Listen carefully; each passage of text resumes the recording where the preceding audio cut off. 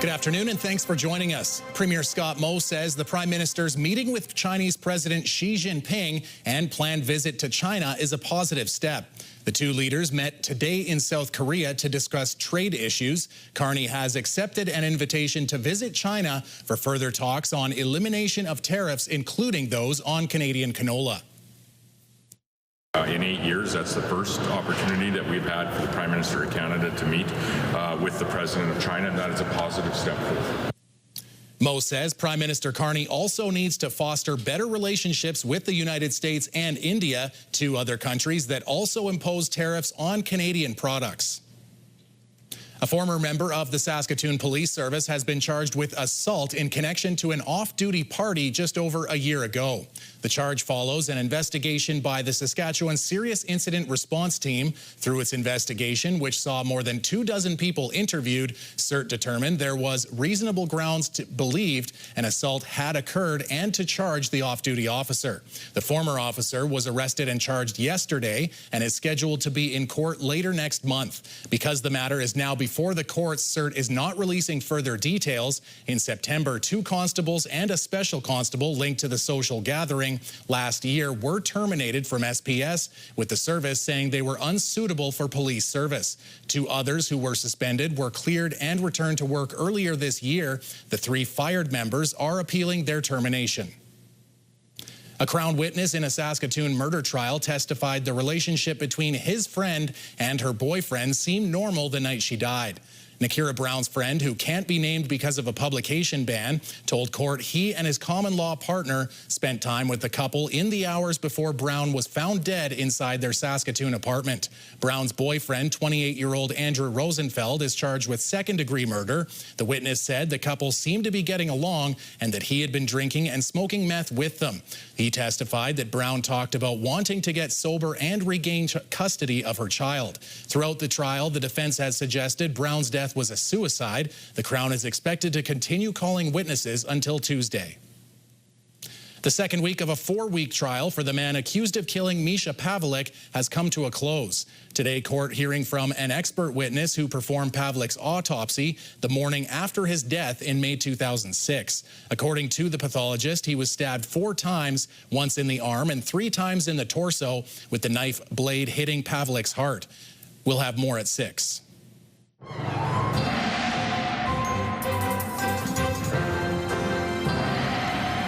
It's finally here, Jeff, and how many layers are we going to be seeing kids in as they hit the old dusty trail and start getting some candy? Well, I hope that there's room under the costumes for a couple of layers, because it's a bit cool out there right now. Now, not abnormally cold, but still cooler than we might want for ideal trick-or-treating weather. But we have got ourselves a high-pressure area that is built in after the lows have moved out, so we're not dealing with a lot in the way of precipitation, if anything. But we are expecting a cool evening. Hopefully the wind dies down tomorrow. Yeah, tomorrow is going to be quite nice, but we'll talk about that later on. The Broadway Bridge is set to reopen after 6 long months of construction. The bridge will open to traffic on Saturday night. There will be some changes to be aware of. The unique and sometimes confusing intersection at 19th Street and 4th Avenue is now a traditional T intersection. That means you'll have to come to a stop or continue down 19th Street when going down Broadway into downtown. Traffic coming from downtown to Broadway will have either continuing along 19th Street or turn left at the new 19th and 4th Avenue intersection. Businesses say they're happy to see traffic flowing normally again. I think everyone is breathing a sigh of relief, so it'll be back to business as usual. Summer was a challenge. There was a lot of construction with the link and, of course, the bridge closure. You'll still see some scaffolding as repairs will continue underneath the bridge. The Saskatchewan Indian Gaming Authority says it has no plans to move the Gold Eagle Casino in North Battleford. Earlier this week, the Mosquito Grizzly Bears head Lean Man First Nation held a groundbreaking ceremony announcing it was planning a $100 million commitment to build a casino, hotel, and convention center along Highway 16 West in North Battleford. Today, SIGA released a statement that stated it regularly reinvests in its properties to enhance efficiency and serve quality, but it says at this time it has no plans to relocate the Gold Eagle Casino, adding any future development with it would be announced at an appropriate time. Saskatoon high school students are Halloweening for Hunger again this year.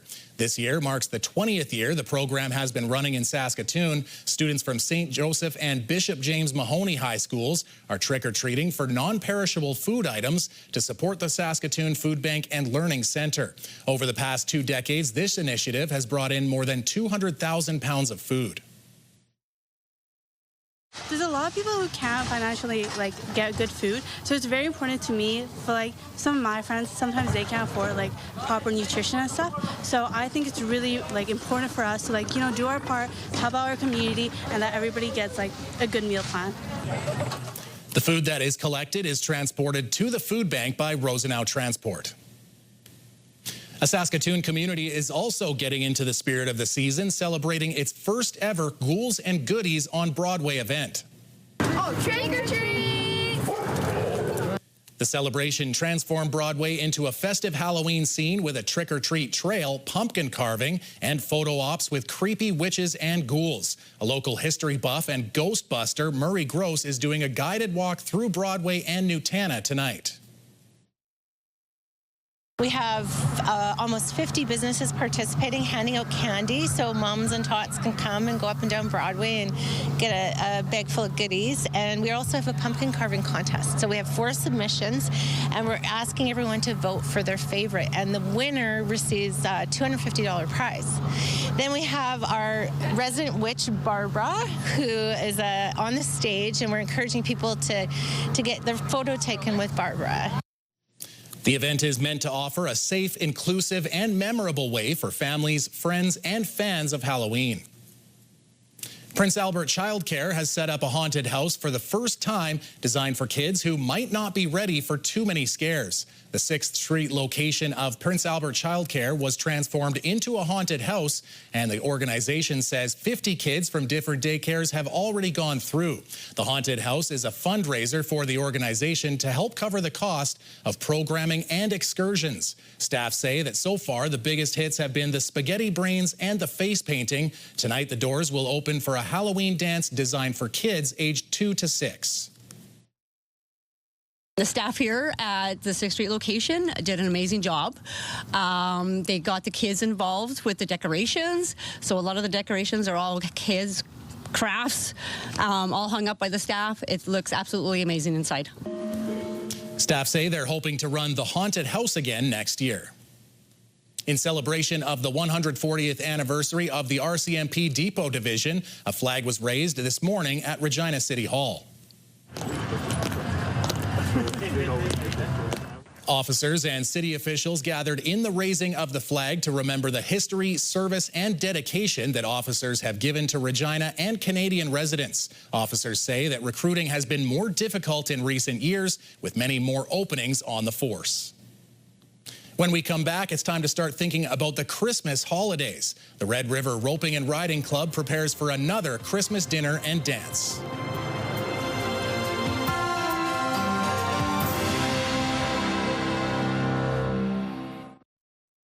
The Red River Roping and Riding Club has a Christmas dinner and dance coming up. What day is that going to be, and how long does it run? It is going to be Saturday, November 29th, and it is held at the Exhibition Center, and it's one of our main awesome fundraisers that you just need to come to see how much fun it is. It's a fundraiser. What does the money go towards? The money goes towards just maintaining here, providing kids with opportunities. We run some classes for underprivileged kids.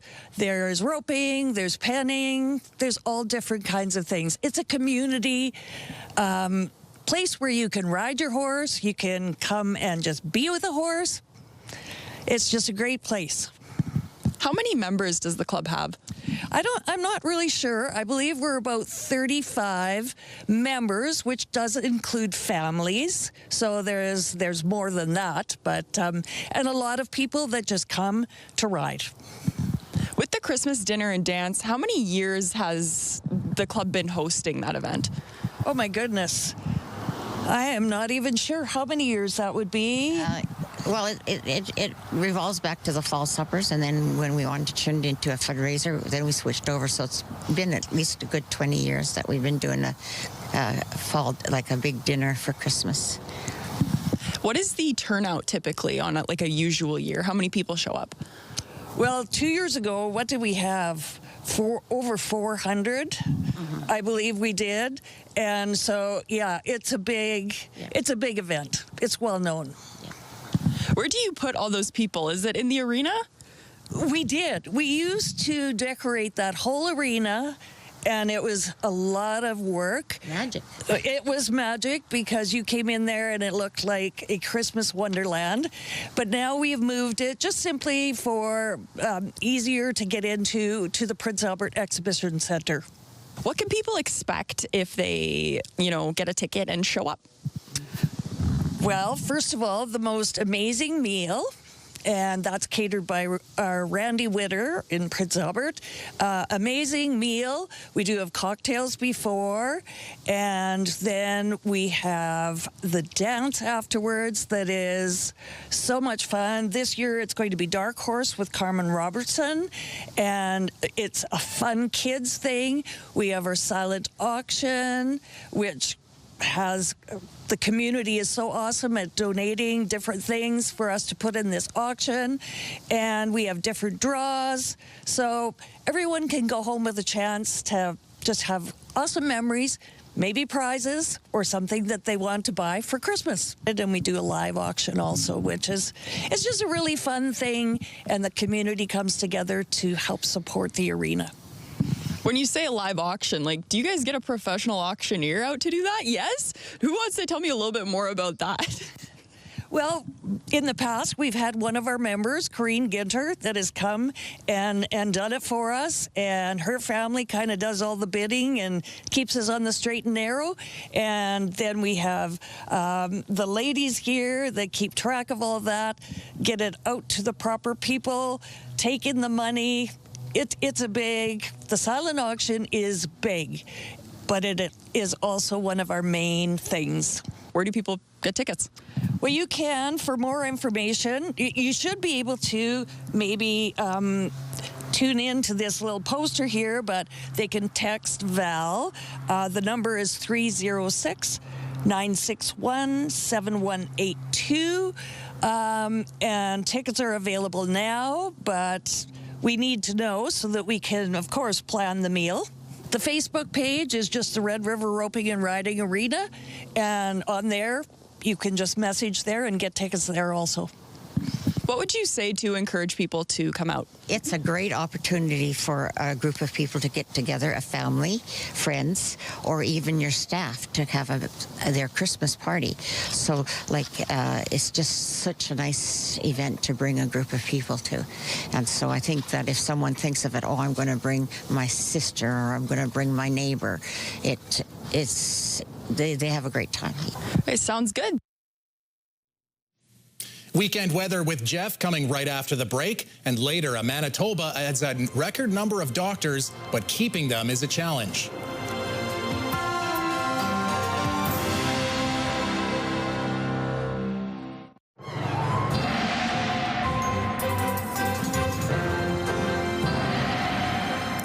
Jeff, I was trying to figure out what that delicious crackling smell was, and I think it was a little bit of shake and bake. That is correct. A fine product. Exactly. And I'm going to come at you like a spider monkey. There you go. Yes, this is my little Halloween outfit. And I got to say that we have got ourselves some temperatures that won't be super fast in terms of being high octane. But the good news is that the cooler temperatures are giving way to at least one warm day. And actually next week is looking like it will probably be above seasonal in many locations, but there is some precipitation on the way. So let's get at her. Diggity diggity, let's go weathering. Boogity boogity. We've got ourselves that large atmospheric river off the coast of British Columbia, really soaking things. Some places will see 100 millimeters of rain. Certainly this system will hit the coast the most impactful. And that's going to actually sort of slide down and be much more of a Northern California Pacific Northwest system. system, but it's going to bring some rain into the interior of BC tomorrow, and some of that warm air is going to slice across the Rocky Mountains and into the prairies, and we are going to start to see temperatures really warming up. Of course, a real soggy situation going on in eastern Canada if your travels are taking you there this weekend. And of course, the dome will be closed for tonight because it is kind of inclement weather in Toronto. So you can see that system moving through northern Saskatchewan tonight and early tomorrow, and we're dealing with rain, snow, and a rain-snow mix. But in central and southern areas, not a lot going on, but there is a little something slipping across the Alberta border as we make our way into the mid-afternoon, but it doesn't look like it's substantive at this point. So overnight in the Prince Albert region, -3 degrees in Spiritwood, North Battleford, clear skies and -2. A bit more cloud cover in Candle Lake, an overnight temperature of -3. -3 for the Birch Hills and Rostern. Rostern, again, partly cloudy conditions there. Cloudy in Melfort, -2 degrees in Nipawin, -1. On to our situation for tomorrow. So 9 degrees in Spiritwood, 11 in the Battlefords, 8 in Candle Lake, Birch Hills at 9, the same in Rostern. And then other than the mainly cloudy skies we had in Spiritwood, the Battlefords, Candle Lake, Birch Hills, and Rostern, we're dealing with cloudy conditions in Nipawin and Melfort. Nipawin's daytime high expected to be 7, 8 in Melfort. And these temperatures are all, what? Above seasonal. Here's the detailed forecast for the Prince Albert region. Of course, the Raiders in action tonight. Partly cloudy skies, winds shifting around a little bit, but particularly kind of light winds, -3 degrees. And then we've got ourselves a high of 9 tomorrow under mainly cloudy skies, winds out of the west at 15. And as we take a look at the 7-day forecast for Prince Albert area, 8 degrees on Sunday, starting off the work week nicely at 7 with sunshine, 6 on Tuesday, and then kind of starting to cool off. We've got ourselves 3 degrees on Wednesday. Thursday, a chance of flurries with 2, and just 1 degree 1 week from today. And that 1 degree temperature is, yeah, below seasonal. And Jeff, with that outfit on, I think you're going to have to drive extra carefully home tonight. And with the next story, you're going to understand why. Because police in Saskatchewan, they're going to be keeping an extra watch on the streets with Halloween activities and Game 6 of the World Series, both on the same night. Services wanting to avoid a repeat of what happened 32 years ago in Saskatoon.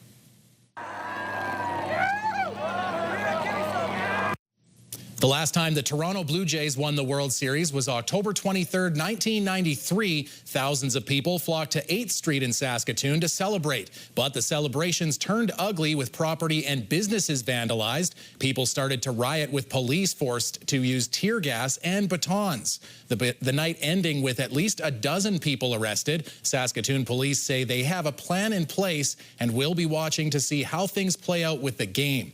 It also says it will be conducting a check stop focused on impaired driving in conjunction with Halloween. Meanwhile, the Prince Albert Police Service says officers will also be out on patrol to ensure people are trick-or-treating and taking in the World Series celebrations safely. The University of Saskatchewan Huskies begin their playoff quest for a championship this weekend. 5 receivers, pressure coming, loses the football, and it's Sheck who's got it. Lucas Sheck. Could he take it all the way? It could be, it might be, it should be, it is! The Huskies are coming off a win over Manitoba and now face the UBC Thunderbirds in the conference semifinals. The Huskies beat UBC twice during the regular season and have not lost at Griffith Stadium all year. Kickoff is at 2 p.m. Saturday. A Huskies win means they would host the conference championship November 8th. Do you have a community event you would like to promote? Or maybe you'd like to draw attention to your organization. Let your local CTV station help you spread the word. Contact us at 306-922-6020 or email panews@ctv.ca. You can appear on CTV Prince Albert's News at 5 and get your message to our viewers.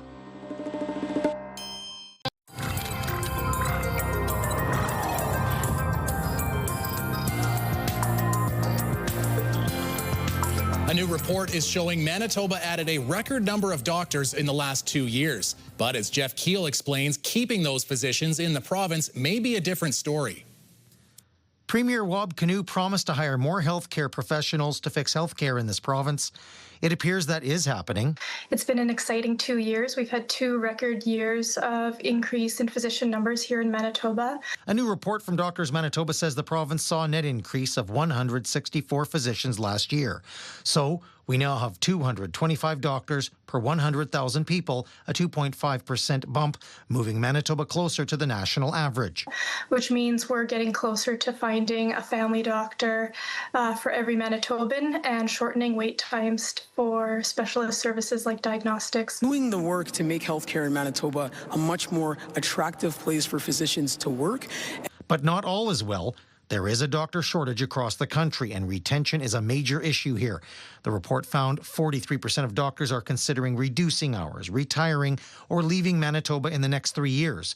40% of students and residents are planning on leaving or are undecided. 56% of doctors are experiencing distress and 48% burnout. Doctors Manitoba say patient wait lists and burdensome paperwork, like sick notes, are taking a toll on doctors. We're being asked to do more, but we're not actually being given more support or more resources to provide those patient services.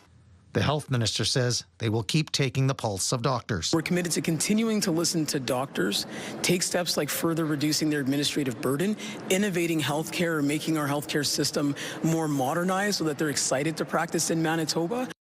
Jeff Keel, CTV News, Winnipeg.